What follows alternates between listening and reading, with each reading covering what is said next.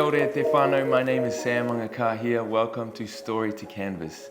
Have you ever wanted to know more about the meanings and stories behind cultural Polynesian design? In this series, you will see how I transform someone's story into cultural design, live on my iPad during the interview. After the artwork is done, it will then be applied onto a canvas, whether that be on an ukulele, guitar, Tesla, or even an airplane, using a variety of methods like carving, drawing, painting, etching, you name it. You gotta wait till the end to see the final result. Let's go. No mai, hara mai. Welcome to Story to Canvas. I'm super excited to be here with a brother, Jaden Laing, the one and only. What we're gonna do is talk story, learn a little bit about Jaden, his background, and take that and put it into a design on a ukulele. So let's get straight into it. Before we start, maybe we just get a bit of a background on you, who you are, what you do, and what's inspiring. My name's Jaden Laing. I make social media videos for a living. I'm also the 4th strongest man in Australia. I competed strongman. I've played professional rugby overseas. Represented the Chilean national team. So my dad's Samoan, Fijian, and my mom's Chilean. And I'm very proud of my heritage and my background, and I'm very proud to be able to represent those countries and my parents. Hey, that's mean, man. Chilean. Yeah, wow. My mom's full Chilean, yeah. I'm excited to jump into that. That's cool. So to start out, kind of the first thing that I like to start out is just the background. How was it when you were younger, growing up? Tell us a little bit about your family, parents, siblings, and sort of more about your cultural background as well. Yeah, so unfortunately my grandfather on my Samoan side, he passed away when my dad was young. So I wasn't really exposed to the Samoan side in my family. Well, actually, I don't even know any of my Samoan family. Wow. But I'm quite close with my Fijian side. So my grandmother is Fijian, all my uncles, cousins. On your dad's side? On my dad's side, yeah. Okay. Yeah, that's the Fijian side. So his mother? Yeah. Oh, that's the same as me. Oh, yeah. So my dad's mother, Fijian. Yeah, same as me. I actually learned a lot about my Samoan background through my close friend Terence. Yeah, so he's Samoan, and so I learned about Samoan culture and kind of like way of life, and then all that through him and his family, which I was fortunate enough to actually learn like that. Also, in southwest Sydney, Campbelltown, there's a huge Samoan population. Exactly. Huge Polynesian background. So I was always surrounded by Samoans, always played rugby with Samoans, and I was fortunate enough that one of my close friends was Samoan, and I learned a lot from him. That's interesting, because I actually grew up here in Australia. I was born in Brisbane, and then I lived in Victoria, and I was around a lot of Samoans. Yeah. And it's funny because I learnt the Samoan slap dance before the haka. Wow. So I have this huge love for the Samoan culture. And I started out doing a lot of Samoan pe'a inspired malofia inspired designs. But then I found more of my Maori side, and it's kind of taken an interesting turn. Yeah. But it's interesting how similar that's been. So your grandmother's Fijian Scottish? Yeah. Well. My grandma doesn't even claim the Scottish part. Interesting. It's because she looks full Fijian, but so her father is a white Scottish man, and then her mum is Fijian. So it's a bit of a funny one. No, but I'm gonna try and explain it to the best of my ability. My grandfather passed away, who was Samoan, when my dad was young.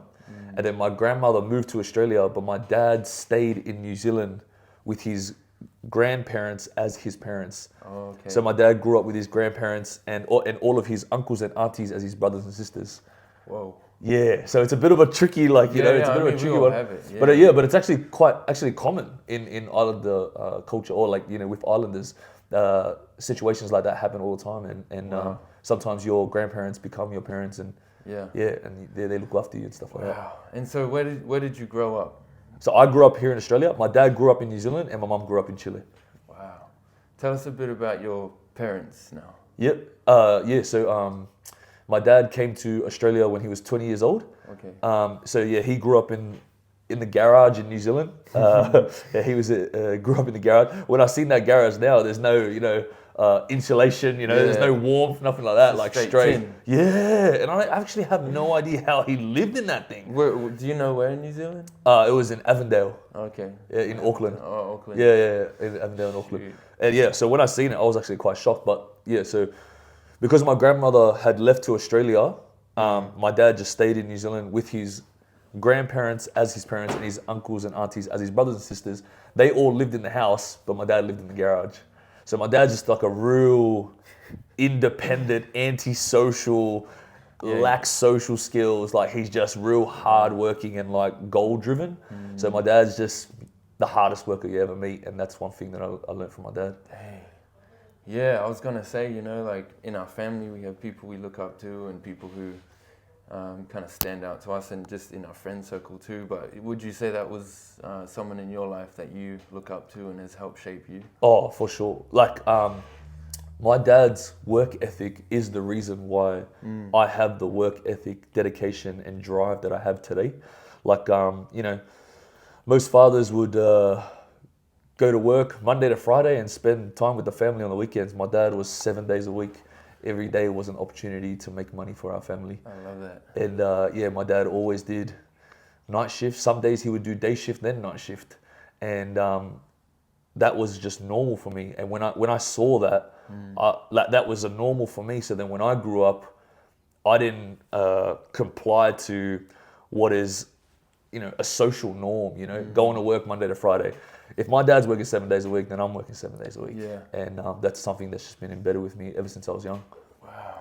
And I feel like, you have a bit of a following on social media. And would you say, what message would you say you're trying to share with those, people around you in your circle? Yeah.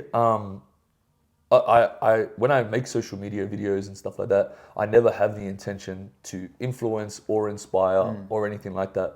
I'm just quite fortunate enough that I'm able to express myself through video creation because I love the art of making videos. However, I still tend to inspire some and maybe influence some out there, which is just a byproduct from my success, really. All the things that I've learned throughout my life and all the things that I enjoy doing, other people are able to see that and they look at it and maybe they think, oh, maybe I can do that as well. Because I spoke about it on another podcast, but our grandparents or our parents came to Australia so that they could give their children more opportunities. And I'm so grateful for that and I'm so blessed for that. And I just think, I'm fortunate enough to grow up in a country where we do have more opportunities. The best thing that I could do is utilize those opportunities and make my parents proud. And that's the best way that you can thank them for sacrificing everything, leaving the countries that they came from to come to this country. So me being here in Australia, I'm just like, man, I've got no excuses. I've got to absolutely try my best, and I honestly do everything. There is nothing that I cannot do, and yeah, I just want to make them proud. That's beautiful, man. I think that's our generation is something we're blessed because they want that for us. Yep. Our parents, our families, want to pass on to the next generation the things that they wish they had. Yes. And then here we are, we have all these opportunities. Some of us, really try and others, get stuck in what people think or expect they should be like. And I think, what's inspiring, although that's not your, purpose, what's inspiring when I see your stuff is you're sharing that message. That you can do whatever you put your mind to. 100%, man. And I think it's a reflection of our ancestors, a reflection of our parents, of your own decision to kind of push forward. Yeah. In that. So I think from here, I'm starting to piece it together. I'd like to hear more about your mum's side and sort of her background. And So my mum is Chilean. She moved to Australia when she was only 5 years old. And then my grandparents had moved here. My grandparents had also my uncles and aunties. There's Diaita, Ningi, Yvonne, Carol, and then my mum. So 5 kids my grandparents came from Chile to here with 5 kids, Oh, wow. and grew up in Macquarie Fields, Campbelltown. Whoa. Yeah, and then that was quite a different That's a time, move. and it was a move. Yeah, so it was funny because the way that it worked at the time was, it was like they were giving grants to Chileans to come to Australia and start a new life. So like they were giving like almost like financial assistance. Wow. Then when they came here to Australia, the Australians were a bit racist, and they were calling like telling my family like, go back to where you came from and your wogs and all this stuff. And then like it was real like confusing times for my mum and my grandparents, because they were like, hey, they wanted us to come here, and then when we came here, now they're telling us to get out. So Under the bus. yeah, so it was just a bit of a funny story like that. But my parents were also, my mum was also surrounded by other cultural background, Greeks, Arabs, and different stuff like that. So that helped her cope through her younger years. But yeah, about maybe early 20s, that's when my dad and my mum met each other in Campbelltown. Wow. So when you see yourself, because you have so much, the background that you have is from all over the world. How do you define yourself? Like, where do you even start? Do you say you're Polynesian? Do you say you're Chilean? Do you say you're, how do you define that, and like, where do you begin? Yeah, so that's been a real weird thing that I've had my whole entire life, because I've always I've been a little bit of Chilean, Samoan, Fijian, but I grew up in Australia. So which one am I? Because it's so hard to say that I'm from all of these, and then which groups am I accepted by, which groups am I not accepted by. Yeah. But so his name's Fawai. He's a Siva dance teacher, and I just recently did Siva with him and everything. He taught me Siva and everything like that, and we spoke about this quite briefly after we finished. And I'll never forget what he said to me, because it made so much sense to me. And he said to me that I'm Samoan, I'm Fijian, and I'm Chilean. And he goes, you're not one more than the other. You don't represent one more than the other. You're all 3. And the way that it is that you are born with 3 keys, and you have 3 keys to unlock and expose yourself to each one of those cultures and what in those countries.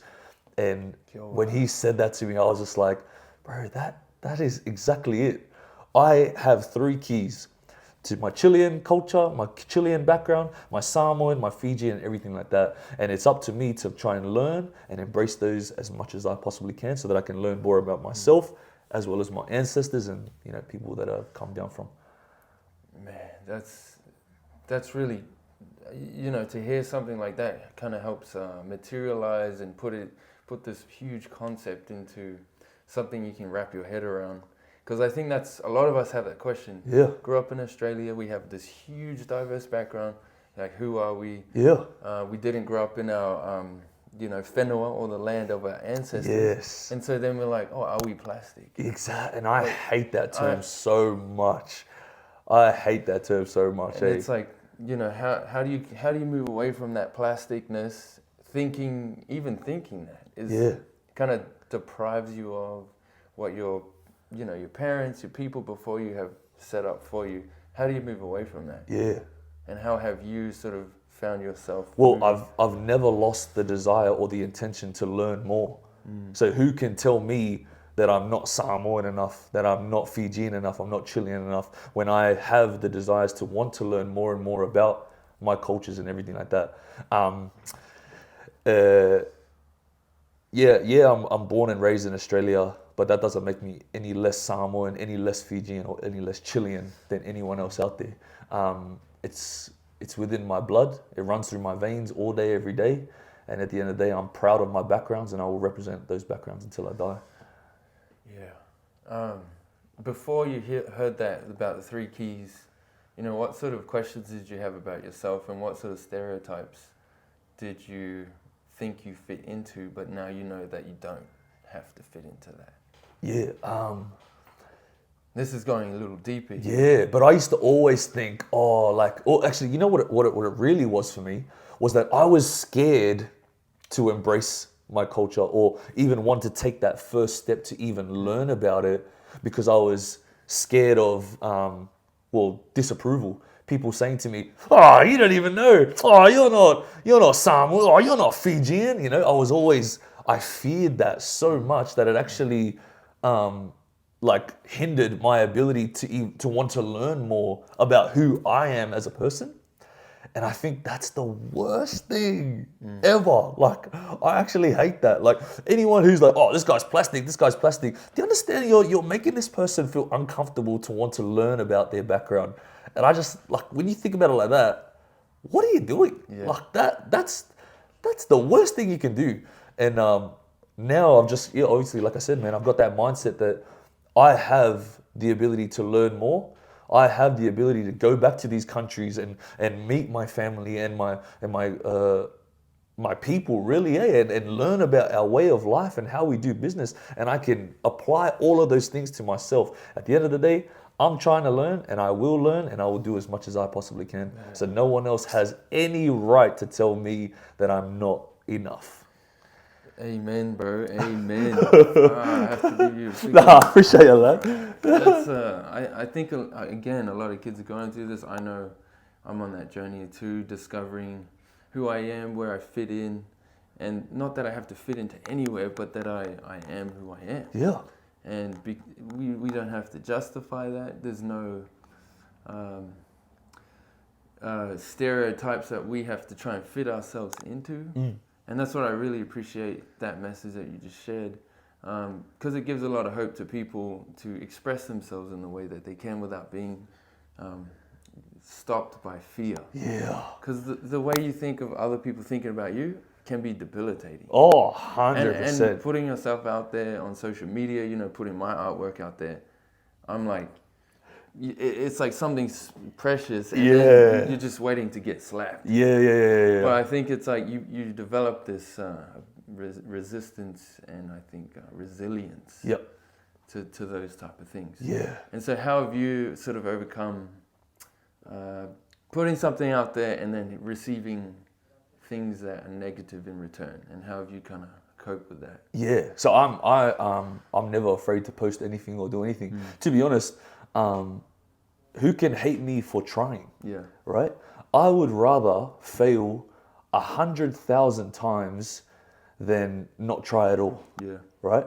Because not trying at all means that you are too coward to be something or someone, and you would rather be a spectator or commentator that is too afraid to try himself.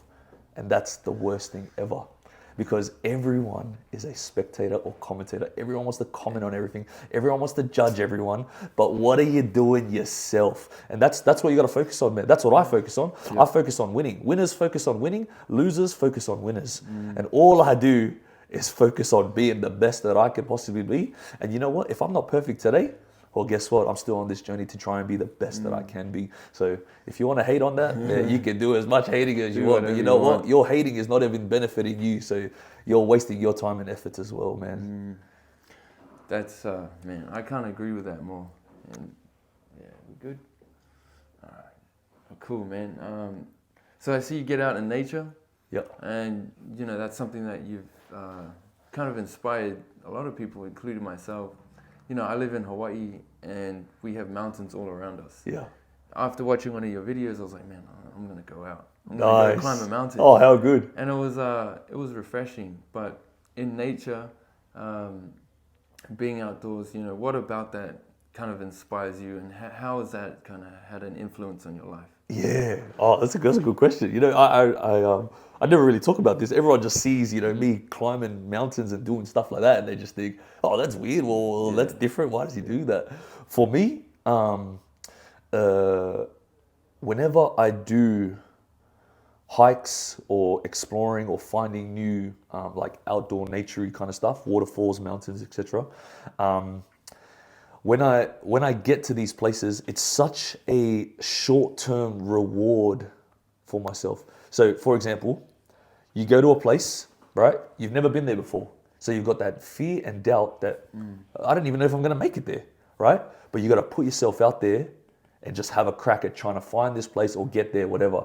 Now, you've also got to hike, a fair distance. It could be a crazy incline. So you've got to put in this crazy amount of work, test your physical abilities, your mental strength, right? And then once you reach that destination, that's your reward. So you do the hard yards. Once you get there, bang, you got an amazing reward. And what makes it even better is that the only way you would be able to get that reward is by going through those hard yards. Because so many people want that reward, but so many people fear not being able to get there. Oh, I'm not fit enough to get there. Oh, I've got to do this, whatever. But you do the hard yards and you get that instant reward. And when I'm at the rewards or these places like beautiful waterfalls, mountains, whatever, it's like another moment for me to look around and it reinforces my faith in God. Because I look around and I go, yeah, man can't make this. Man cannot make what I am looking at right now. When I'm out there, you don't hear cars, you don't hear people talking, you don't hear things. You hear beautiful wind and water and nature, and you're just like... Spiritual. Oh man, that feeling is just so like revitalizing. Like I literally look around and I just think, man, God is bigger than any problems that this world could ever throw at me, man. And it reinforces my faith, and it's just that little, you can take that little step back to just understand how blessed you are, how great life is, and how fortunate I am to be in a place like this. And yeah, for me, that's what all the hiking and all that stuff's about. Bro, that's wild, man. I felt like I was on the top of the mountain. yeah. Honest, bro. Yeah, like I said, man, when I'm up there, I'm just it's a blessing, man. Is there a particular hike that you're drawn back to that has given you... You've done a lot of hikes, but has there been a particular hike that you've kind of felt it? Nah, I can't say one that I'm just like, wow, that one really hit me, because so many. I've done so many, I've done so many around Sydney. I've done a bunch overseas. When I lived in South America, I climbed a bunch of mountains in South America. I've done, a few here, a few there. America, I did Rocky Mountains in Colorado. Right. I've done heaps in New Zealand. I've just recently, I think I'm going to start challenging myself to be able to start doing the over 8,000 meter peaks and conquer some of those big ones. 8,000 meter peaks, I think my parents actually hiked Kilimanjaro. Yeah, that was a 5 day. That's Africa, eh? Yeah, Africa. I think I want to do that one as well. Africa. I think that one's just under. I think it's maybe 6,000. But then you have altitude, dealing with altitude. So I think I might actually hit Kilimanjaro first. That way it'll prep me for doing the big ones. But you can call up my dad for that one. Yeah. You can ask him all about it, but no, it's... But see, if he's done those, he knows exactly the feeling and that reward, that feeling of putting in the hard work, the preparation, all of that stuff that can also contribute into everything that you do in life. Everything you do in life, you need to do the hard yards, you need to do the research, and then you need to put in the work, and you will reap the rewards, which in that case, the reward is standing at the top of Kilimanjaro and looking around and going, Braz, I just climbed up here. You know what I mean? And it's just such a euphoric feeling that I want to chase more of.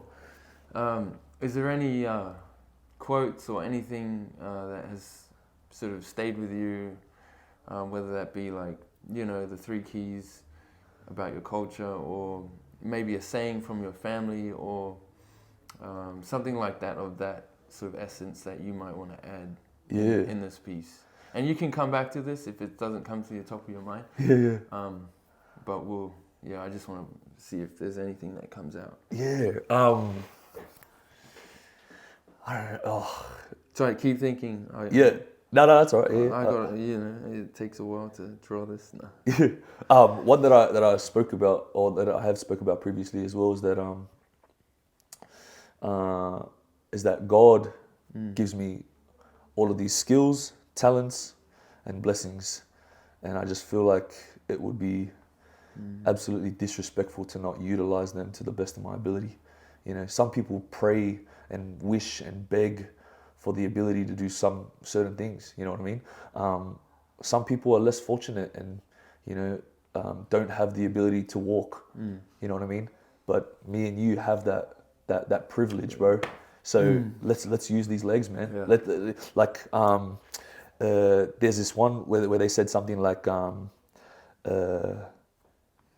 if you like, for someone who didn't have their legs, right?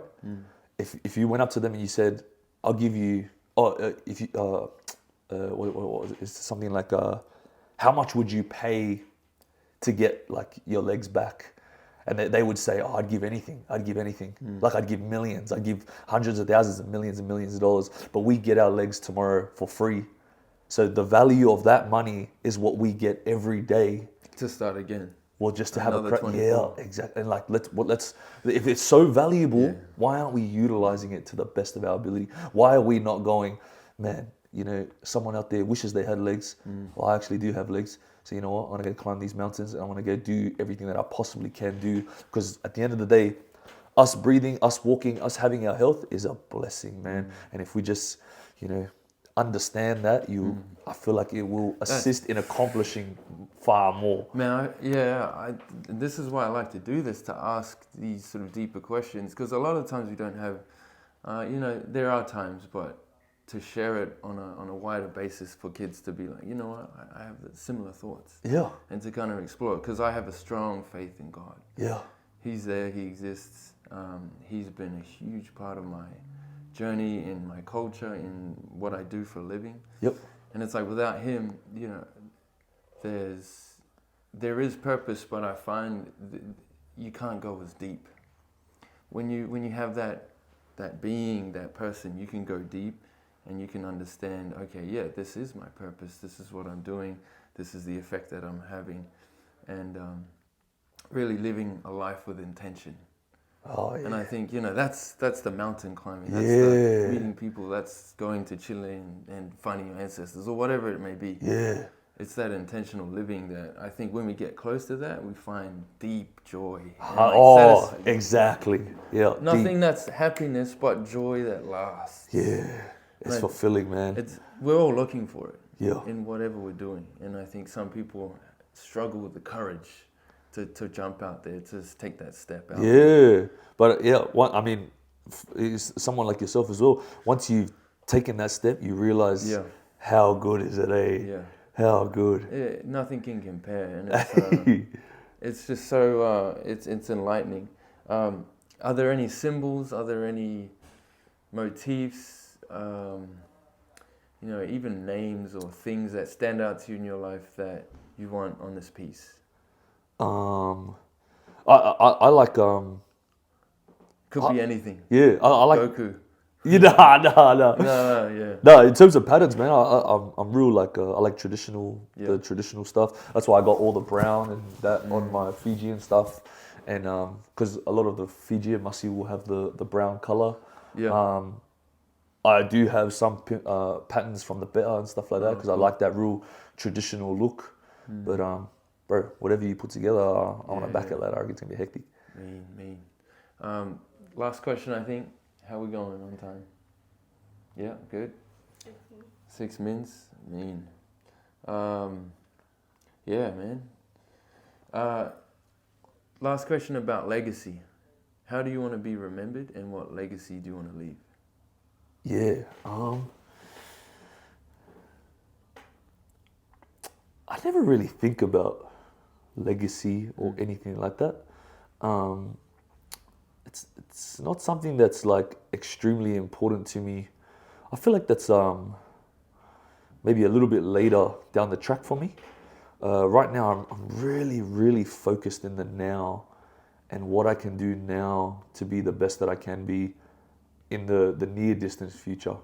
You know what I mean? But I mean, like when I went to Japan, right? Yeah, you just came back. Yeah, I just got back. Yeah, just got back from Japan. Oh, just 2 days ago. Yeah, 2 days ago I got back from Japan. Yeah, and we got in the car, and the Japanese driver doesn't even speak English, right? And so we don't even speak the same language. And I was singing because I'm always singing. Yeah, I'm a pretty like joyful person. I just love singing, right? And he looks back at me and he goes, "Oh, Michael Jackson."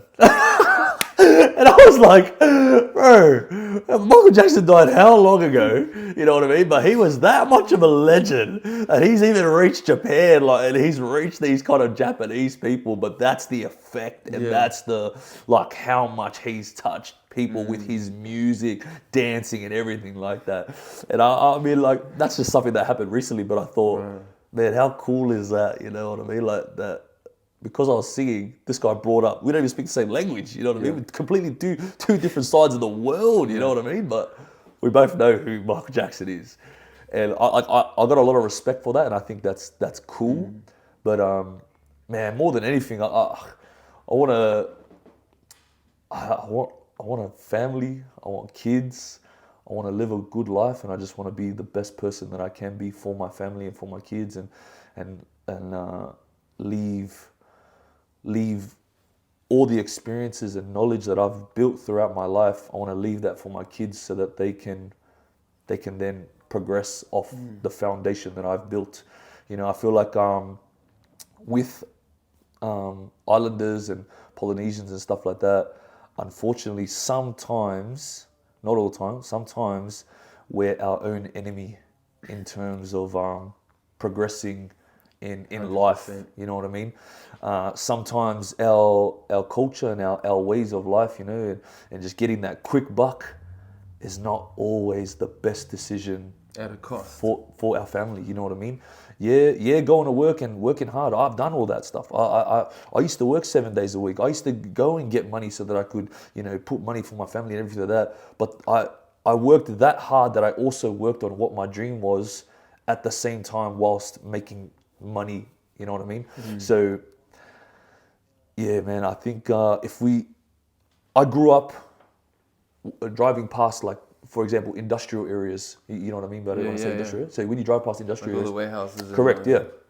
And I used to look at those warehouses and I used to be like, man, one day I want to work at the best warehouse job, and I want to get the most amount of money that I can. That was the mindset that I grew up with, and that's how I would look at those warehouses. But you know, as time has gone on, the more I've learned, now I look at those and I just think, I want to own one of those warehouses. I want to be the boss of those warehouses. I want those warehouses to distribute my merchandise, my products, my stuff, you know. And I think when you change your mindset like that, it's a whole shift. Oh man. If you're fortunate enough to grow up with your parents as CEOs, it is very likely that you will also become a CEO. Pass it down. Oh, 100%. And if you just look at things from a different perspective, it could change your entire future. So for me, my main goal is to leave that for, you know, whoever may watch my videos, leave that for whoever, or my children, like, and I want to leave that foundation, that mentality, and that understanding that we don't have to just be what, you know, stereotypes, rugby players, factory workers, you know, laborers, whatever. Although there's nothing wrong with those things, because I've done it myself. 100%, yeah. Our people are capable of so much more, man, and you can do so much more, because, yeah, I feel like I've done it, and I want my kids to look at me and go, yeah, my dad did it, I can do it as well. That's beautiful. Appreciate you, bro. Yeah, man, I appreciate you sharing that, and I've learnt a lot. We're going to wrap it up, but sharing those words for me has been uplifting for just my own personal journey. Yeah. And I think for a lot of people listening, you know, they're looking for this. We're all looking for something to stand for, or else we'll fall for anything. Yeah. And I think when we share our culture, when we share our messages, those deeper feelings, more intention, more happiness, more joy, more better. Mean. These 3 birds represent the 3 keys. The 3 keys. Yeah. And so with birds, traditionally when we navigated across the ocean, we would look for symbols and signs. Yeah. Parts of the ocean, the currents, the wind. Birds are one of those symbols that helped us navigate to our whenua, to our homelands. Yeah. And so I think when you said that, I was like, okay, the 3 keys, that's the 3 birds. The way that this is shaped is in the same fashion as a malofie, but it's also the va'a cutting the water. Yeah. And so you can see it's moving out like this. So when you're talking, the way you attack life with such like passion is contagious. And I think the way we cut the water with the va'a or any sort of obstacle or challenge, you just slice it in half. Yeah. Like the samurai sword, bang. And so with that same gesture, I wanted to kind of create this pattern. These 3 triangles represent sort of your belief in God. And so that's at the base of these birds. That's kind of the engine pushing those questions forward. And it's at the base, meaning the foundation. This part up here is a star, and so this can be your goals, your aspirations, the things that you're working towards. There's 3 lines, 1, 2, 3. There's a lot of 3s in this, but I feel like there's things on either side of your family that you're looking for. And you mentioned your talents, your abilities, and there was another word that I have to look back on. But there was 3 things that you said we're blessed with. Yeah. And so those 3 things can help you understand, discover your ancestral lines and what your purpose is moving forward. So this will be sort of more inspired by Masi Fijian nice. pattern. This is a Samoan pattern, and I'm still figuring out the space up here. And we'll kind of get to that later. But for now, that's what it is, brother. I'm honored to sit down, have a chat. You know, I'm glad I'm here in Australia. It's been a whirlwind of a tour. Yeah. But I kind of felt like I had to do this. Yeah. And so I appreciate you sharing your story. I can't wait to make this piece, and you'll see it in person and you'll feel it. Appreciate you so much, bro. And I've been wanting to open this for ages, but I've been overseas. But I've received a custom ukulele from the bro Sam. Brother Jaden, what a pleasure it was talking about your story with you and learning more about your life. This ukulele represents, in my interpretation, the things important and sacred in your life. This guy came down to Australia, asked me about my life story. I told him everything from like my family, spoke about my faith, work, gym, all the things that I'm passionate about and I love. From all of those stories, made this piece for me. The way that this is shaped is in the same fashion as a malofie, but it's also the va'a cutting the water. Yeah. So you can see it's moving out like this. So when you're talking, the way you attack life with such like passion is contagious. And I think the way we cut the water with the va'a or any sort of obstacle or challenge, you just slice it in half. Yeah. So he also gives you a card that explains all the patterns. Got 3 keys. So that's why it's 3 there, 3 there. The first key for me is my family. Second key is my identity. And then the third key is my purpose. It is so cool, man. Look at that.